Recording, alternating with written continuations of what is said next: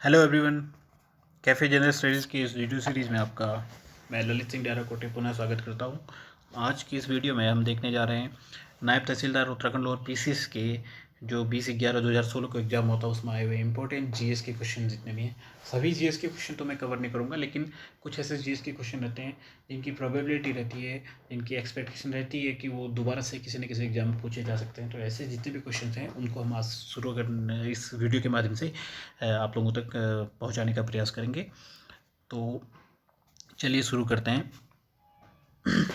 देखिए, इसमें मैं कोशिश करूंगा कि आप लोगों के सामने 10 क्वेश्चंस का एक पार्ट लेकर आऊँगा।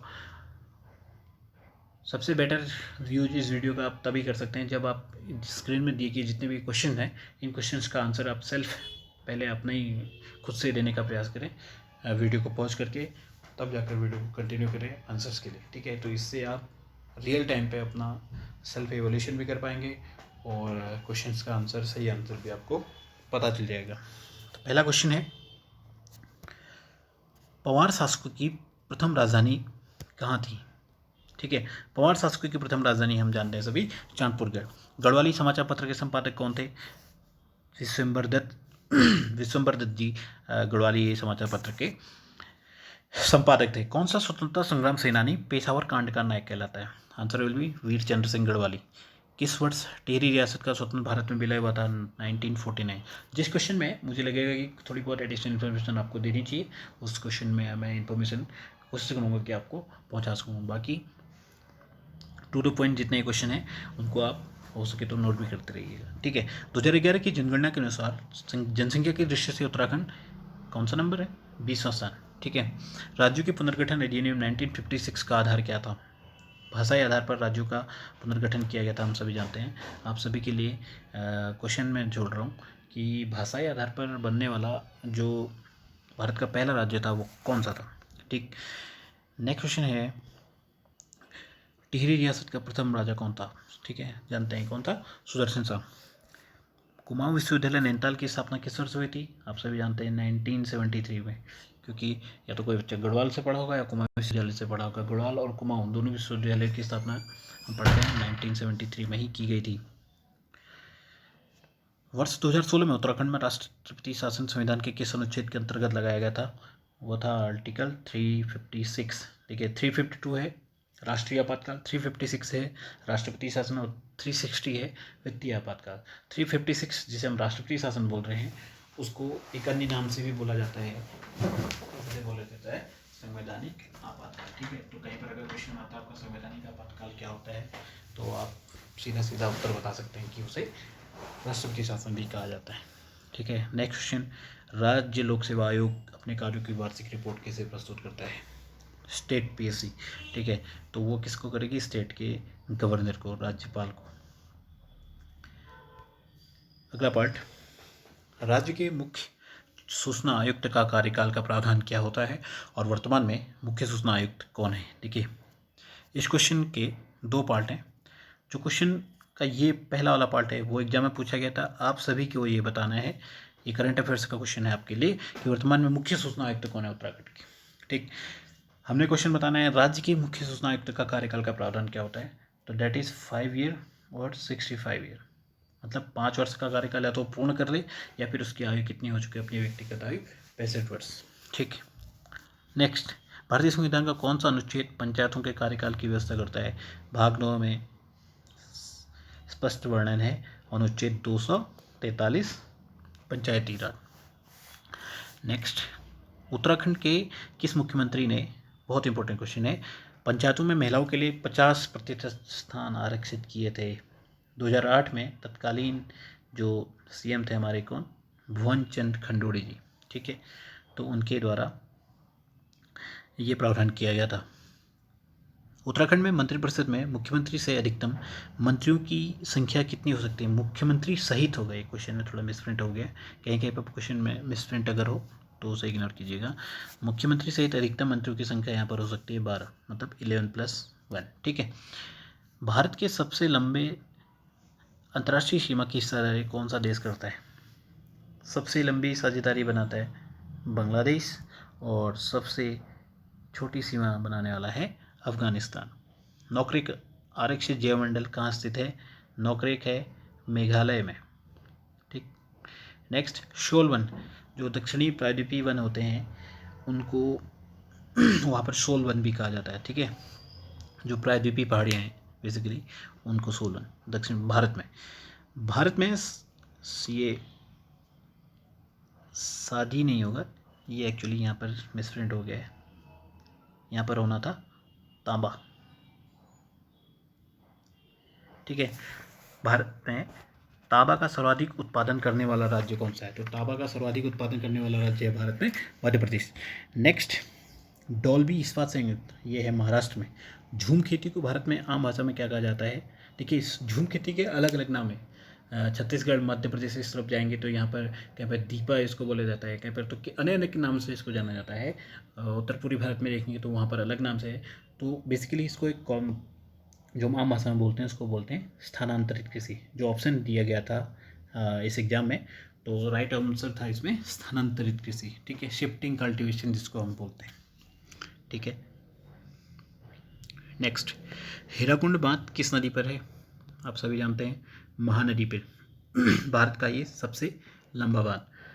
साझा संपत्ति संसाधन भारत में किसके स्वामित्व मानते हैं? जो भी राज्य सरकारें होती हैं उनके साथ FL2 नीति का संबंध है। FL2, देखिए बहुत डिस्कस क्वेश्चन है आज के लिए, तो बता दूं इसमें F मतलब है FREIGN, फॉरेन, और लिकर। ठीक है, तो लिकर मतलब जैसे कि आप से शराब से संबंधित है, तो इसका संबंध किससे होगा? शराब से।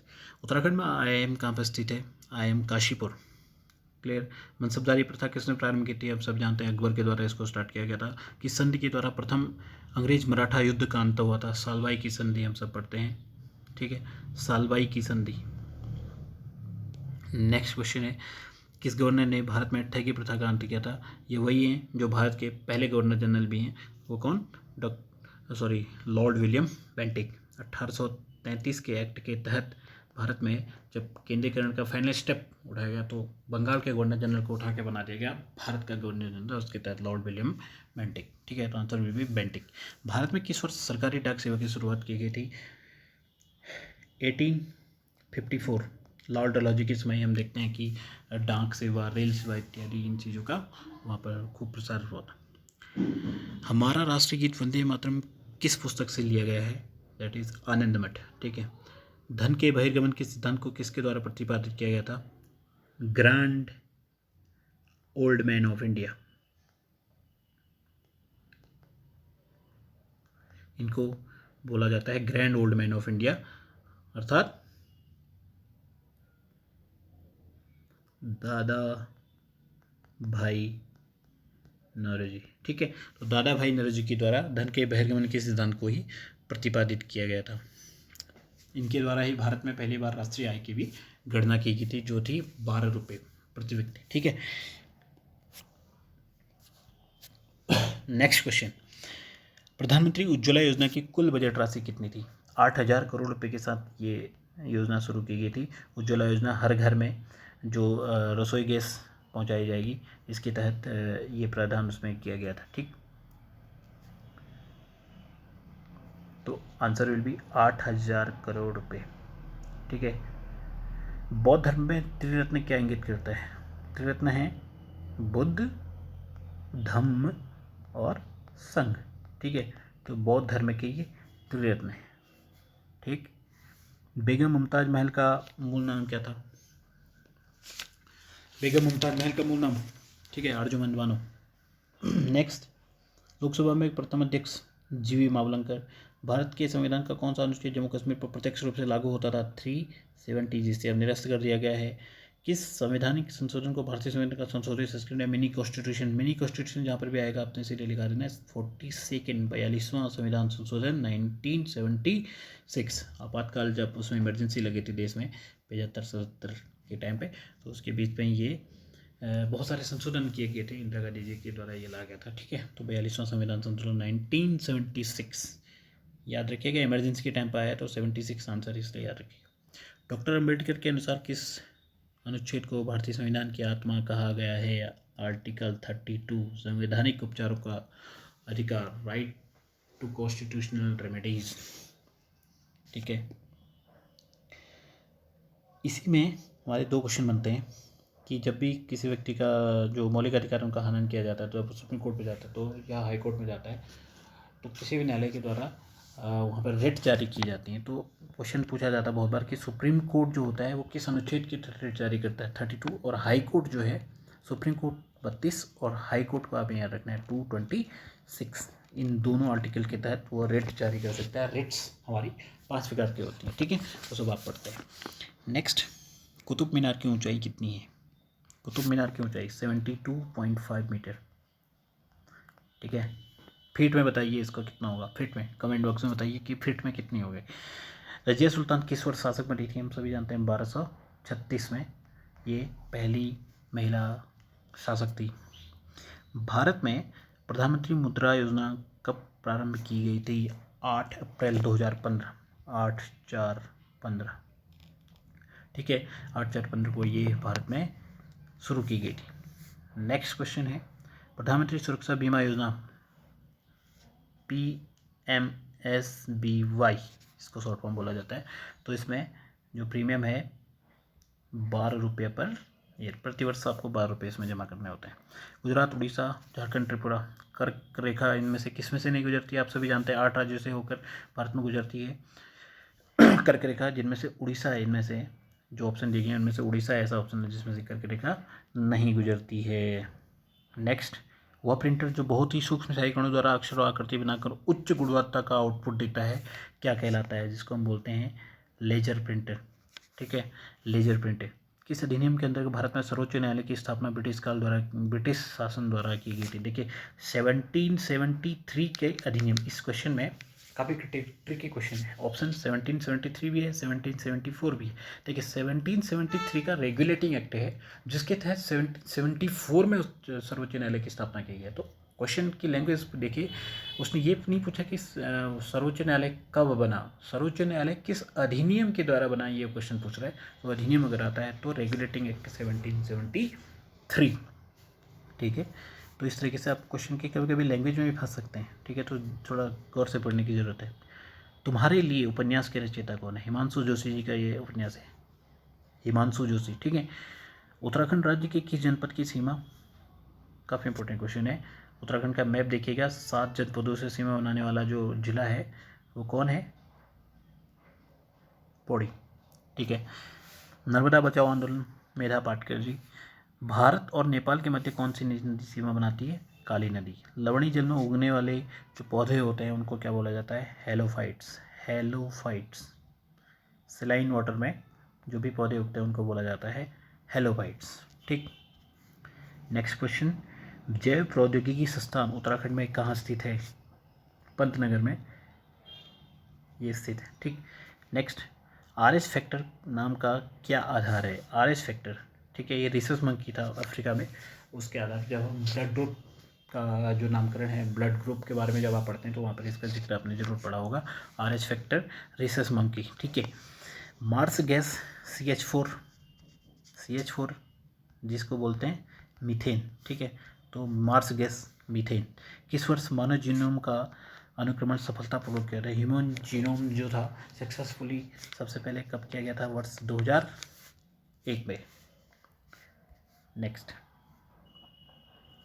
ठीक है, RS फैक्टर ये बता चुके हैं, मार्स गैस मीथेन। किस वर्ष? जीनोम 2001। ठीक है, वनों की कटाई पर प्रतिबंध लगाने वाला, फॉरेस्ट SI की तैयारी कर रहे हैं जितने भी छात्र हैं, इंपॉर्टेंट क्वेश्चन नोट कर लें। वनों की कटाई पर प्रतिबंध लगाने वाला दुनिया का पहला देश कौन? नॉर्वे। ठीक, चीन का दक्षिणी चीन सागर में किस क्षेत्र के नियंत्रण को लेकर? देखिए बहुत चीन बोलता है कि पूरा दक्षिणी चीन सागर ही क्या है उसका है, लेकिन जैसे कि हम देखते हैं कि दक्षिणी चीन सागर में इतने छोटे छोटे दक्षिण एशियाई देश हैं, वहाँ पर south east Asian association Nations का एसोसिएशन है पूरा, जिसमें 10 देश आते हैं।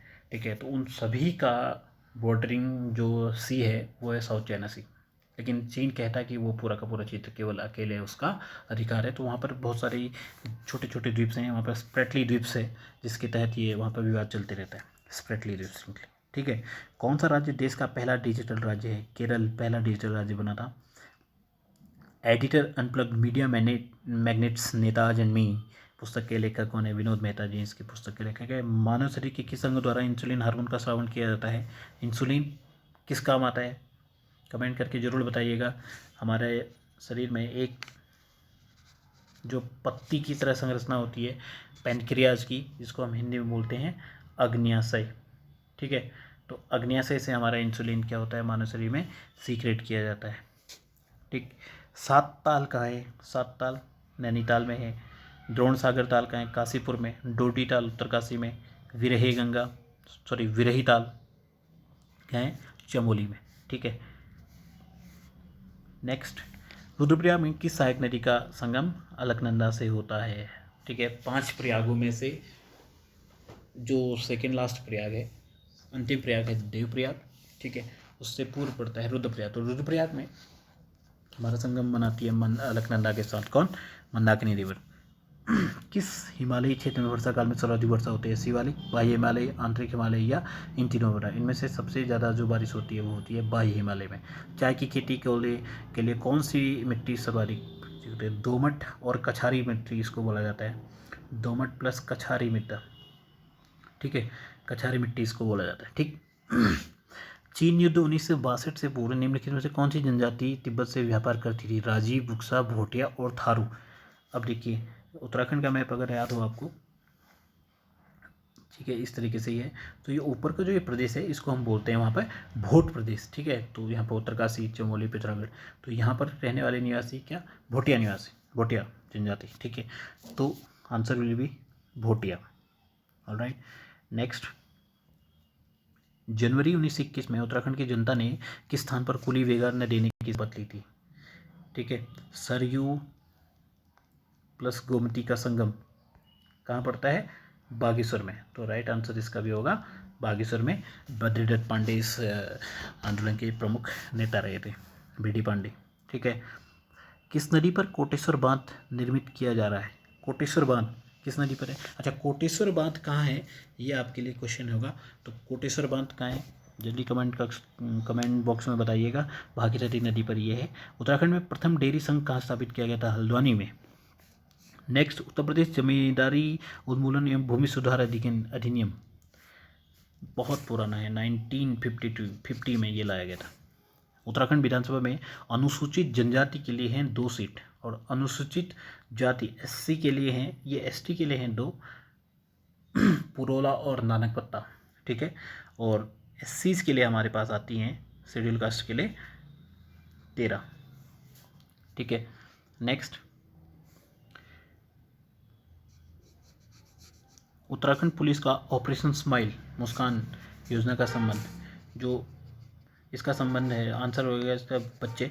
एक्चुअली ये कौन सी है कि जो भीख मांगते हैं बच्चे या भीख मांगने के उसमें ज़बरदस्ती बच्चों को धकेला जाता, तो इसको इरेडिकेट करने के लिए उत्तराखंड पुलिस के द्वारा ऑपरेशन स्माइल या मुस्कान योजना का आरंभ किया गया था। आजकल चल रहा है मिशन हौसला, ठीक है। कोरोना काल में उत्तराखंड पुलिस के द्वारा जो मिशन चलाया जाता है मिशन हौसला, ठीक। तो ये कुछ इंपॉर्टेंट क्वेश्चंस थे। उम्मीद है आप सभी ने कुछ न कुछ ज़रूर सीखा होगा, ठीक है। वीडियो को अगर अच्छी लगे तो लाइक कीजिए, शेयर कीजिए, सब्सक्राइब कीजिए और पढ़ते रहिए। और नेक्स्ट वीडियो में हम आप लोगों से पुनः मुलाकात होगी। Thank you.